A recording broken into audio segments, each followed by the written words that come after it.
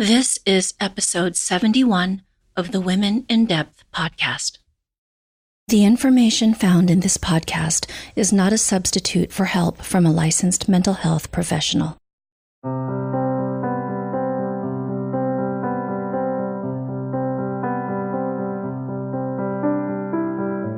Hi, and welcome back to the podcast. I'm your host, Dr. Lourdes Fiato. Today, we're going to be exploring a controversial topic that brings up a lot of emotion. I think it makes a lot of people uncomfortable, and there are a lot of questions and judgments around this topic because it's misunderstood and it's not something that is perceived as the norm. One of the goals of Women in Depth is to look deeply at things that are misunderstood, at aspects of the human experience that are feared, that don't make sense to many people. And so today's topic really fits in that theme. Today, my guest is Robyn D'Angelo, and we are going to be talking about the experience of the child-free woman. And in a society where children and motherhood are highly valued and are considered standard experiences, it can be difficult to make sense of another person's decision to not have children and to even judge them. So today, Robyn is going to be talking to us about what it means to be child-free by choice, and she will also discuss being child-free by chance. She's going to explore some of the assumptions and judgments surrounding the child-free experience, and we'll also share some of the experiences that women have in regards to this choice that they've made, and if it's not a choice, by this life situation that they find themselves in. Because for many women, being child-free was not a choice. You know, there are issues around infertility and other things that contribute to a woman not having any children.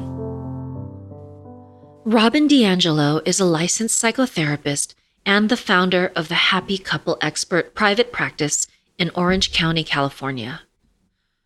Robyn helps frustrated and disconnected couples and singles learn to love and be loved.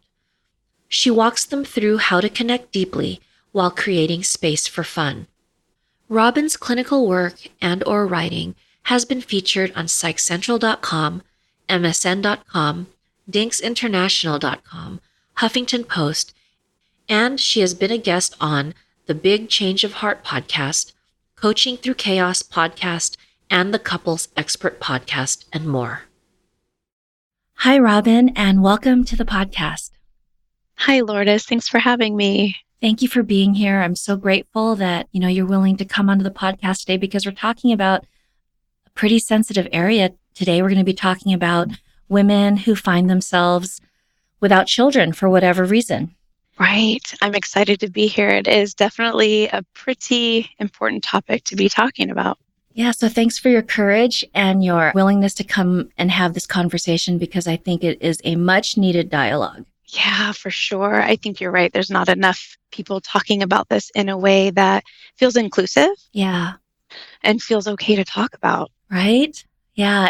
And yet it's something like that, the proverbial elephant in the room because it's everywhere.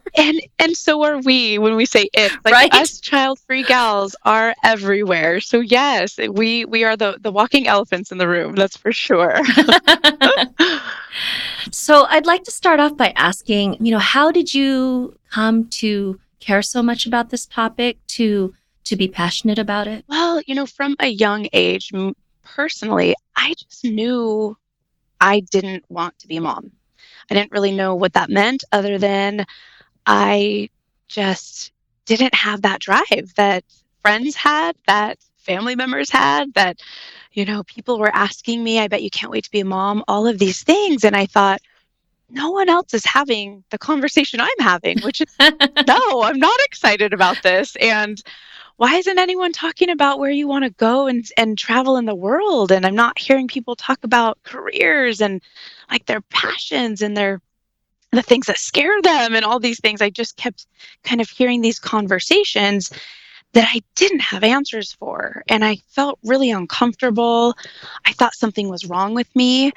And it just took a long time for me to kind of find my place. And as a couples therapist, I get couples and individuals coming in to talk to me and just trying to find their way through this. Like I said, whether it's as a couple or as an individual who's single or as part of a couple. So it's definitely something that I personally went through and that I have found a way to be of support to others. You know, when you were describing your experience growing up, and I think we all, I think girls, women, all get these questions, Right. right? To some degree. But the way that you described it and being in a place where you knew that this wasn't your path, this wasn't a calling for you, you can see how, despite how far we've come, and we've come pretty far, I think in growing and open-mindedness as a society, there are still, these places where we really think of, I guess, we connect gender or expectations, and we don't realize the assumptions that are just buried in them.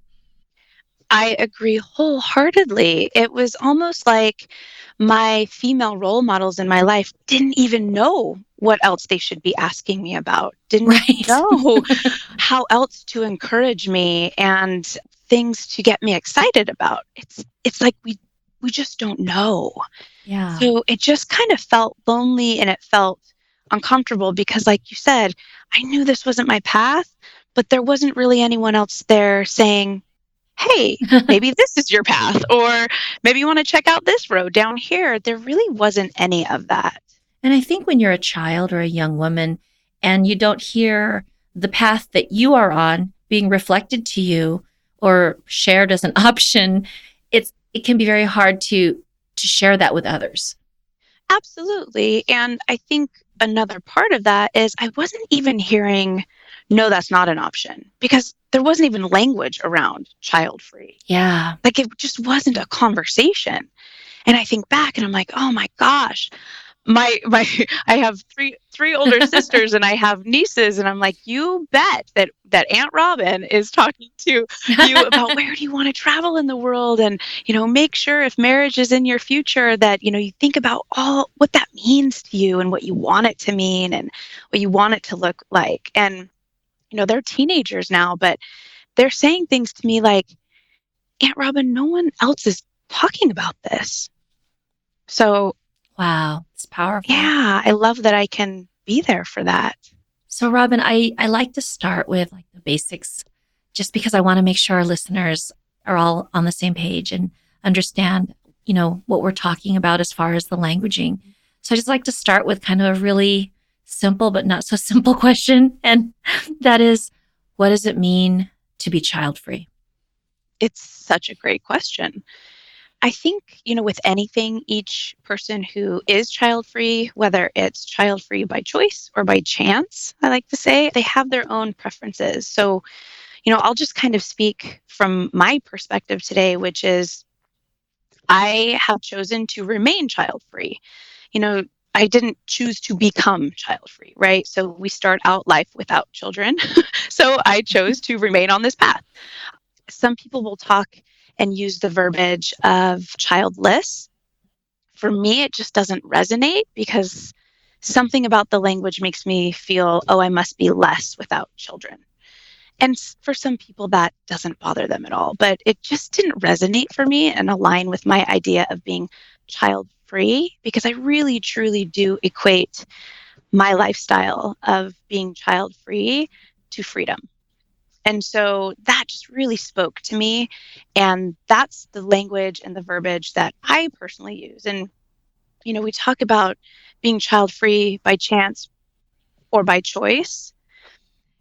And, there's some women who really struggle with things like fertility issues and other complications that don't allow them to have children. So that, to me, is the kind of child-free by chance. Does that make sense? Yeah, it does make sense. And I can see that if there's a woman in your life who you're observing doesn't have children or doesn't seem to be on that path, it probably would be a good idea just to check in with them on how they'd like that to be languaged. Yeah, and they may not even know. They may just say, "Oh gosh, I never even thought about it that way." But I do appreciate, the suggestion and encouragement to just check in. I mean, it can never hurt to deepen your understanding of someone else and their experience. Right. And just even asking them, what their experience is of it and what it means to them and what they want. Yes. Yes. Instead of assuming that, or not talking about it. Because I think those are the two go-tos for us in general with things that we fear or don't understand. It's we just make our own assumptions and kind of go with that. For example, well, maybe she's going to have kids later, or maybe, that type of thing. Maybe she can't get pregnant. You're just coming up with all these scenarios, or you just don't talk about it. And it's that elephant. Yes. Yes, that is so true. I mean, there's so many assumptions around when you hear, oh, that's almost the reaction I normally get. Oh, you don't have kids. So it's, it's kind of one of two things. It's either, oh gosh, I'm so sorry. So there's like pity maybe, or there's some sympathy there. It's like, oh, well, why are you sorry? Or it's, oh, don't worry, honey. You've still got time. For what? So it's, you're right. I mean, there's so many assumptions around this idea of living a child-free life, whether it's as a single person or a coupled person. So, you may not have all the answers to this, but I'm going to ask you anyway. You can share what wisdom you have. Why do you feel, or why do you think that the idea of a woman being child-free or a couple being child-free, why is it so controversial? Why does this bother people, or why is it something that is so difficult for people to wrap their heads around? Yeah, I think and you touched on this earlier, which is, anytime we have something that's not completely understood, historically, what happens? It's feared, and then there's an attempt to control it, right? Because it's confusing. It's that's not normal, quote unquote. People don't know what to do with it. We have our own worldviews and our own ways of making sense of this world. And we're given a pretty typical, if you will, kind of outline of what that should look like. So when there are outliers in that, people don't really know what to do with that. And I think it's so taboo and controversial because something I've noticed within myself and others that I know that are in the child-free world is that as a child-free person, it gives me space to slow down enough to ask big questions like, well, what do I want out of life? Not what does everyone else want for me? And what if it's not what my parents did or want for me? What if it's not what generations before me did? What does this mean about me? Is something wrong with me? So I think there's so much taboo and controversy around this because it leaves it open to so much redefinition, if you will, redefining of the self. And I think about Brené Brown, and she's always talking about, this quest to truly belong, right? And to be able to stand in our ideas of who we are and what we believe. And if we do something that, most people don't do, we risk being unacceptable. And that feeling, Lourdes, can be so strong that it makes people angry, that it makes people say, well, who do you think you are? Why do you get to choose? When all along, we really, truly all have the choice. But I don't think we're brought up in a society that empowers us to see that we indeed have a choice. Yeah, and I think too, and this is just my 2 cents, Yeah. that part of what, I guess, triggers people to have the strong reactions around child-free couples or women is that I think it activates a lot of their own stuff. And so it's projected onto the child-free couple or woman. So, for example, if a woman is really bothered by another woman having this freedom to travel, to do all these things that she herself is not experiencing, and maybe she has children, there can be a resentment, there can be sadness, there can be anger. And that's her own feeling, but it's put on to the woman who is child-free or that couple, if that makes sense. Oh, it does. And you better believe that that happens for sure. That for sure. And it's always our stuff, right? You don't have to be child-free to every once in a while get jealous or envious of someone else's situation, Right. Yeah. freedoms, experiences that you perceive to be something that you wish you had, right? So it can be really, really hard because those resentments do build up between friendships and family members and employees. And I mean, you name it. Yeah. I think that that's just fascinating about just, I think anyone who's in a situation similar to someone who's child-free, like you said, where it's misunderstood, that becomes the carrier of the projections of other people. So wherever I feel like I'm lacking, wherever I feel that I missed out, and I see that in someone else, that's going to trigger something. And instead of paying attention to, oh, wow, this is a loss for me, there's a deep sadness. This is something I wish I had in my life. It's a lot easier to say, what? What do you mean you don't have children? What's wrong with you? Yes. And it's so funny when I think about those misconceptions and those assumptions gone awry. I think about that there's this incredibly wide gap between those who are child-free by choice and then the women who are child-free by chance. Because, I think about the woman who, like we mentioned earlier, maybe she struggles with infertility, right? And so the topic with her, if it's known, is handled with care.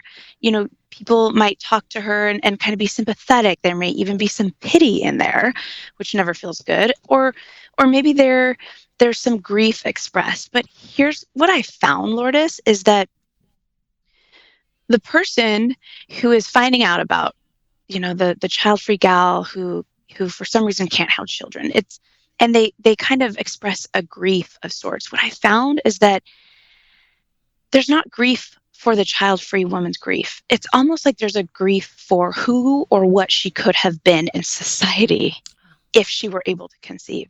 Wow. And that pains me at such a deep level.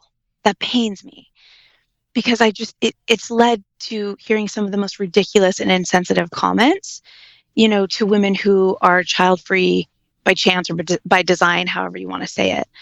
There's so much more to us than our ability to conceive and give birth. But I imagine that many women experience that grief, I'm sure, but they don't, what I do know is they don't let that keep them from redefining what their role as a human is and living a fulfilling life. Does that make sense? It does. So I want to make sure that I understood you clearly with this, Robyn. So what's difficult is when there's grief for the child-free woman and the life she could have had, the potential she didn't realize. Or that she did realize, but that now she will never be that thing. She will never live up to that potential because she couldn't be a mom. So it really limits your possibilities for having a fulfilling life that's projected onto you. Correct. That's what people get sad about when they hear, oh my gosh, you can't have a child or you're unable to. It's like, oh, what a sad life. It's just, right? I'm like, oh, there's so much more to life than that. Right. I love this conversation we're having because it brings up one of my favorite topics, and that has to do with shadow. And, whenever we have a strong reaction to someone, and it's not really an appropriate reaction, and it's something that maybe we don't even want to talk about or fully address, often there are shadow elements in it.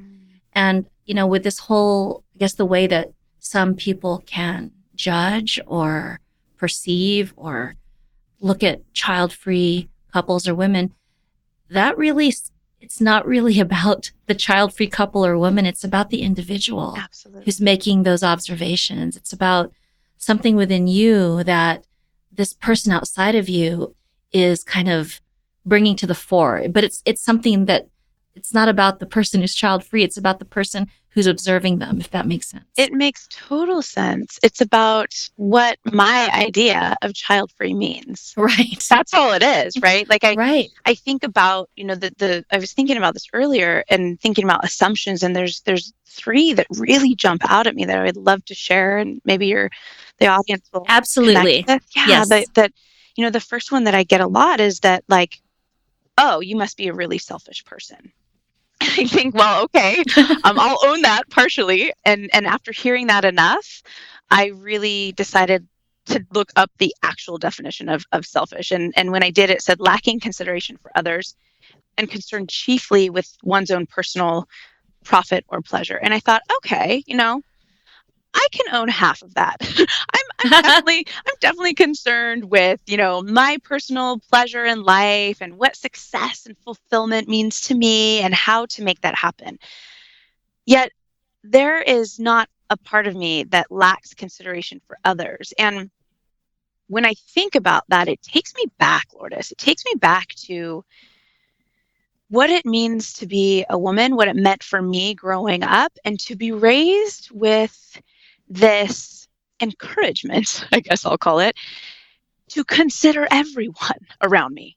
I mean, to be overly accommodating. I mean, to this day, my husband has to remind me, like, stop worrying about everyone else, Robyn. Like, what do you want? What do you want to do today? And what do you want for dinner? And you know what I mean? So I was raised to be accommodating to mostly everyone outside of me.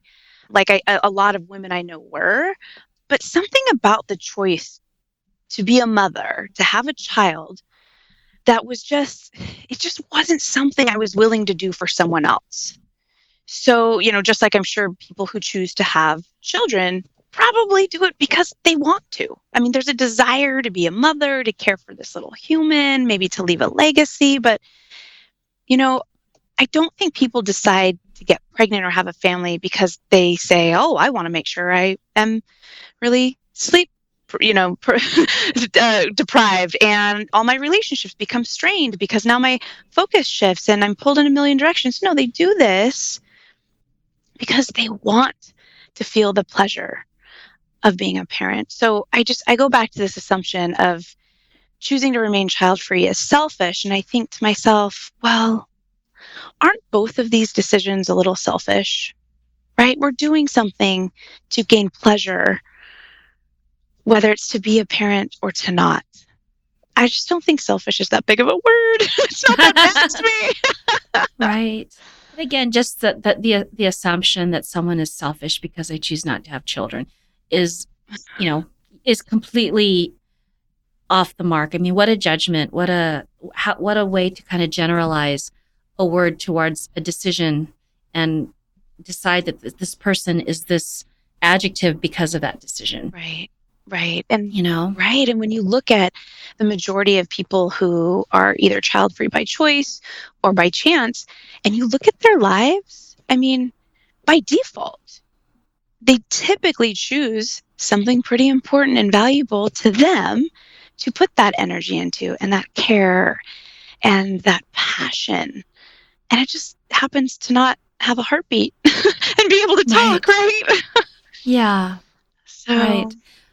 So, Robyn, what are some of the other assumptions around this very controversial topic of being child-free? So here's one that I'm sure people have heard, which is people who are child-free, they must hate kids, right? You must hate kids. That's why you don't have kids. And it's like, no. I don't hate anything except like maybe spiders and beets. And even beets can be pickled and taste pretty good sometimes. But that's what I hear so often is, oh, you must hate children, except for this. The majority of women that I know that are child-free, they are honorary aunties to most of their, friends' kids, or they show up for their nieces and nephews, and they are so far from having an aversion or hating kids. And, I go back to this, my personal experience of this, and I think about, I was the youngest of four. I had three older sisters, and I never had to feel and experience the burden or the joy of caring for something and someone younger than me, someone who needed me, someone who depended on me in a way that maybe a younger sibling does. I never experienced that. And I think that may have impacted my tolerance for like the undesirable behaviors and sounds that come out of kids. So I consider myself a highly sensitive person. So really loud noises are really uncomfortable for me. So when I hear kids screaming and yelling and playing, for me, it's a tone thing. And so my tolerance is pretty low for that, but it has nothing to do with the fact that, well, I just hate kids. Right. It has to do with being highly sensitive. Absolutely. Right. And again, here I am, I'm a licensed psychotherapist. I understand when kids are yelling and running around and pushing their parents' boundaries. I understand that's a function of developmental stages. I understand that their brain is doing things and they're learning. And there's certain the things that they are and are not capable of emotionally, cognitively, and impulsively. And yet it still irritates the heck out of me, but Right, it doesn't right. mean that I hate kids. And that's for so many of us. And for our listeners who aren't sure what high sensitivity is, there are a couple of episodes, one with April Snow on understanding the highly sensitive person, and another episode, I believe it was episode 63 or 64 with Julie B. Elland on the gifts and challenges of being highly sensitive. And, if you want a deeper understanding of what that can mean to a parent who's highly sensitive. And I think, Julie goes into this a bit more, that parents who are highly sensitive struggle a lot more with the whole parenting experience than those who are not. Oh, I can imagine.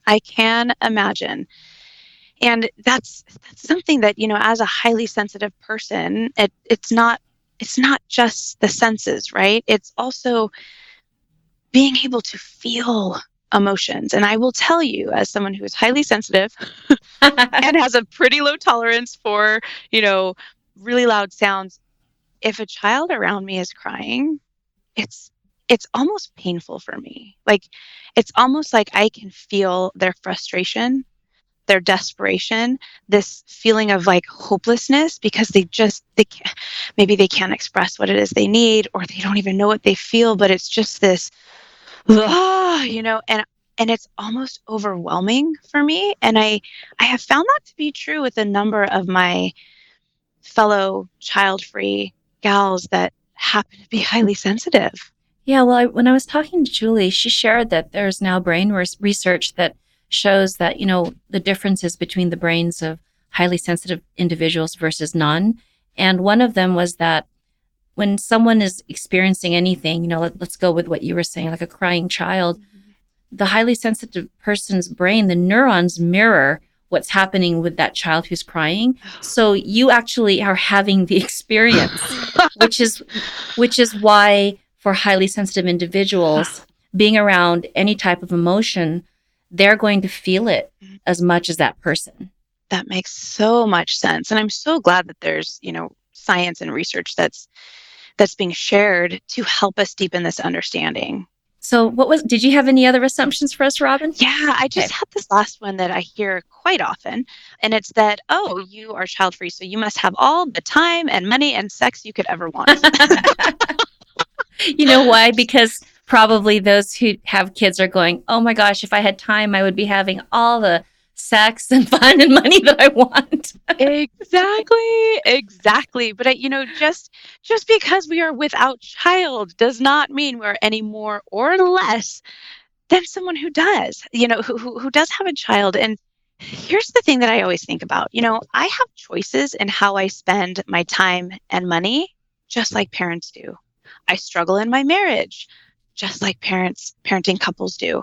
I neglect my needs, my relationships, and even, sometimes myself, just like the next person. But I have to make the time to care for myself and my relationships. I too struggle with, how do I manage time? Because again, going back to something I said earlier, was those who don't have children will usually find something that they're really passionate about to I don't want to say fill that gap of not being a parent, but it's filling the gap of what I think a lot of people consider purpose. And so for me, as someone who is child free, that has become my career as a therapist, that's me giving a whole lot. And as a highly sensitive therapist, I mean, I personally cannot, I just can't even begin to fathom being able to run a successful psychotherapy practice where I'm helping couples. Oh, so amazing and so emotional. And then be able to go home to a family with children. I personally don't know how I could do that. Yeah, and I think that, what you're speaking about, those who are child free find a vocation, a purpose. I think this speaks to, again, expanding, what it means to be a woman and the idea that you are mothering or nurturing a life. Yeah. And expanding that into mothering or nurturing children. But these children are your creative projects. It's your vocation. It's your relationships. You still have that nurturing, mothering energy. The children are different. Yes. And I tell people all the time, you know what? It doesn't matter who you are, your socioeconomic level, whether you have children, where you live, any of that stuff. No one gets a free pass. We all get struggle and disappointment and fear and pain in all our lives. Nobody gets a free pass on that. Yeah, right. No kidding. Right? No kidding. And just because we don't have children does not mean, woo, look at you. You got the golden ticket. Yeah. Got the golden ticket. Because I will tell you right now that, especially when I'm working with couples that are experiencing empty nesting, where all of a sudden the kids aren't there. So they're like, what's our excuse now? Why are we, neglecting one another now? How are we not connecting now? And it's like, it's a choice. It has always been a choice. You just have different things to choose from, but it's always a choice. So, Robyn, what would be your suggestions for parents, family, friends, colleagues of child-free women or couples, do's and don'ts? Yeah, for sure. For sure. I think the first thing is just be kind. If you're curious, ask questions from a genuine space of curiosity. If you're hoping to change someone's mind or persuade them or guilt them in any way, just hold your tongue. The title of child free is an easy choice for some people. It's harder for others, and it's not a choice at all for many. So I just ask, be kind, because their decision to not have children has nothing to do with you. Has nothing to do with you. And they've probably considered the consequences of what that choice is. But just be kind, because it has nothing to do with you. I can't say that enough. Yeah. That reminds me of this really great quote that a colleague and dear friend, Tamara Powell, shared last Christmas, actually, around Christmas time. And she said, this Christmas, give everyone the gift of their own path. And, right. And I that just came to mind right now with what you were saying. We don't have to understand or agree or choose what others choose for their life path, but we can give them the gift of letting them have that without judgment, without projecting our expectations or our feelings about that onto them. Yes, I was just going to say, judge all you want. It's how our brain is wired. We are going to judge. However, be kind. Just be kind. The second one I was thinking about, I was like, I wrote these 4 words, and I wrote out, get to know me. It's important to know that a person is more than one decision that they've made in their life. They are more than one role that they've decided to call theirs. So get to know the child-free person in your life. Ask about their career goals and pets and friends, and, be really curious about their hobbies and travel plans and, I don't know, current projects and just dreams for their future. It's just get to know what makes up the rest of that child-free gal in your life, because there's so much there. And Robyn, if you were going to offer some words of wisdom Mhm. for the child-free woman, what would those be? Find your tribe, really. We're out there. We're just like you. We're everywhere. We're next to you on your yoga mat at your yoga class. We are, buying groceries in line. Find other child-free women. There's a lot of different ways to do that, and we can chat about that later, but find your tribe. Find people that know what the experience is like, both the freedoms, the enjoyable freedoms, and some of the losses and how relationships change. So I say find your tribe. I would also say always just be willing to talk about this when you're faced with maybe unkind or harsh judgments. Just remember, like Lourdes said earlier, that that's their stuff really coming up. That's really their stuff. So if you can come from a place of kindness as well as ownership of where you are in your life, keep the conversation going. And just lastly, if you ever need to get professional support because maybe you feel alone, because this lifestyle choice or by chance can feel really lonely at times, reach out and get some professional support, whether it's a therapist, a counselor, a coach, someone in your clergy. Talk to someone who knows how to support struggle and really see you where you're at. Those would be my words of wisdom. And Robyn, because this is an experience that is misunderstood, feared, and not talked about, I really am excited about this next question because I think this is important. What would you say are some of the gifts and lessons of the experience of being child-free? Oh, man. It really gave me a unique opportunity to determine and really define what does fulfillment and success mean to me individually, to my husband, who will not ever be a father, and to both of us together who have chosen to be a child-free couple. I mean, Lourdes, it forced me to ask these questions of myself, like, okay, so what's my value? Who am I without being a mother? Something I didn't share was I have always been child-free by choice.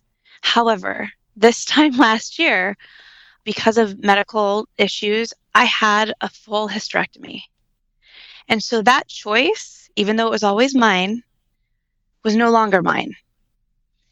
And so it forced me once again. What makes me a woman if I don't have a uterus and fallopian tubes at 36 years old? How do I define that success? And if I want to leave a legacy, how do I do that knowing it will never have a heartbeat? So it just created a really special, thoughtful opportunity to slow down and get to know me on a level that I don't know. I don't know of many other situations that afford someone that kind of opportunity. Well, I think that, as you're sharing the gift of really having to sit with these questions, what came to mind for me, Robyn, is these questions that you just mentioned. Yeah.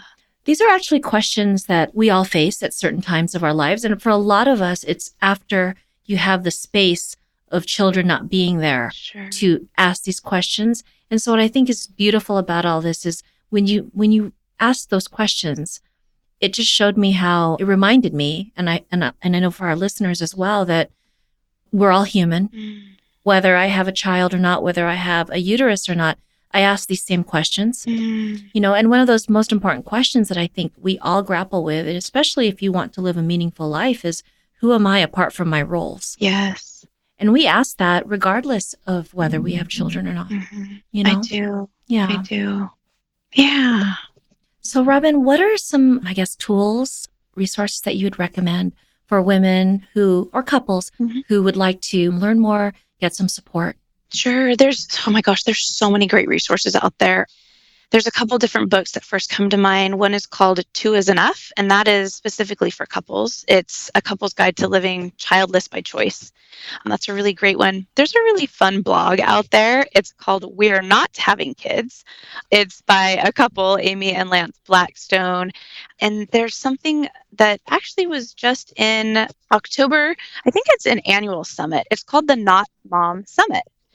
So it's really great. It's a place for women from all over the world to get together annually, and there's speakers that come together. They're talking about different topics that not moms are constantly dealing with. And that's a really great place to get to know people face to face. Then there's things like kid-free cruises and things like that. But there was this event that I hosted. It was an online interview series that I hosted, gosh, was it a year ago now or a year and a half? And it was all around living a successful child-free life. And I just want to share with your listeners that, it's something that I interviewed 22 different experts on a number of different topics that were specifically for people who were child-free. Some of them are that are more research-based, where people can learn why are more and more couples deciding not to have kids. But then there were things like, how do we avoid the shame and societal pressures of when you decide not to have kids? I talked to an MD at UC Davis who talked about female sterilizations and the risk and benefits. It's really amazing.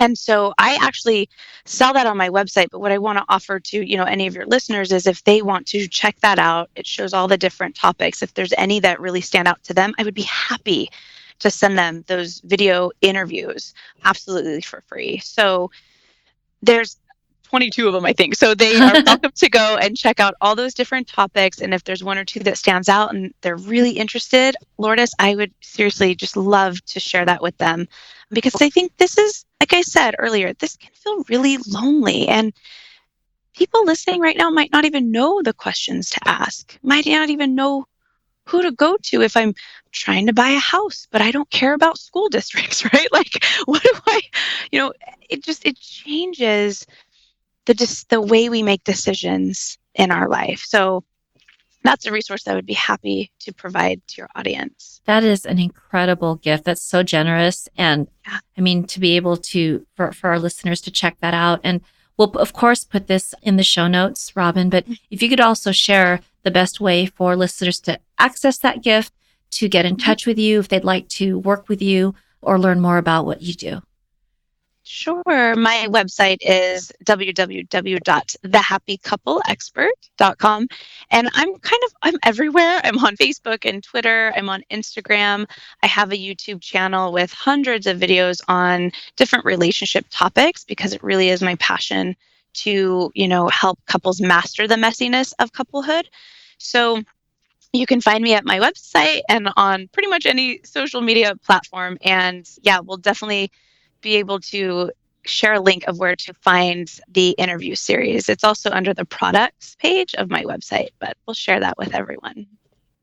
Robyn, thank you so much for your courage and your passion and talking about this. Really, it's a tough topic, and I know it'll be hard for some people to listen to, but I know it'll also be very supportive for others. And also, I think it just helps all of us to expand our ideas of how we think things should be. And I think that's always helpful. I do. Thank you so much, Lourdes. I really appreciate you even just inviting me to come on and talk about this. I know this is something that so many women just don't really know what to do with. So I'm so glad that, if just one person walks away hearing this, feeling understood or knowing where to go to get some more resources, then I feel like I've done my job. So thank you. Thank you, Robyn. When I was planning this topic and, knew that I wanted to have you on the show to talk about it, I knew that this was totally a topic that fit with the theme for the podcast about, something about the inner lives of women that is misunderstood, not talked about, judged, feared. And there's a lot of uncertainty. So thank you so much for helping bring some light to this. Thank you. It's been an absolute pleasure. Take care. Bye-bye.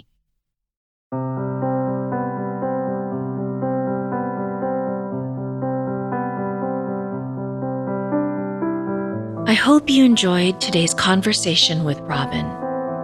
Something that was significant for me was how the languaging around child-free women and their experiences is really significant and very personal. And so when there's a woman in your life who is in a child-free situation, it's important to be curious and open and to ask her what this situation means to her, hear how she describes it, see what language she uses. Another aspect that grabbed my attention was when Robyn shared about the gap in the perception of and response to women who are child-free by choice and women who are child-free by chance. I also loved that Robyn and I were able to have a discussion about some of the qualities of highly sensitive persons and the connections between highly sensitive persons and parenting. Finally, I was really grateful that we were able to explore the aspects of shadow as it relates to being child-free and how important it is to be aware of what's coming up within ourselves whenever we are judging another situation of another person, because frequently our reactions and our judgments are really more about us and not those who we are perceiving or judging. If you would like to learn more about shadow and how shadow can show up, what it can look like, I've put together a small course on meeting your shadow. And what it is a self-guided exploration to shadow. And by the end of the 5 lessons, which are delivered by email every other day, you'll have more insights into what shadow is and what your shadow is and how it shows up. So if that is something that resonates with you, I invite you to go to my website, www.lourdesviado.com. And on the homepage, there is a floating box with the words Meeting Your Shadow, and you can just click there and sign up.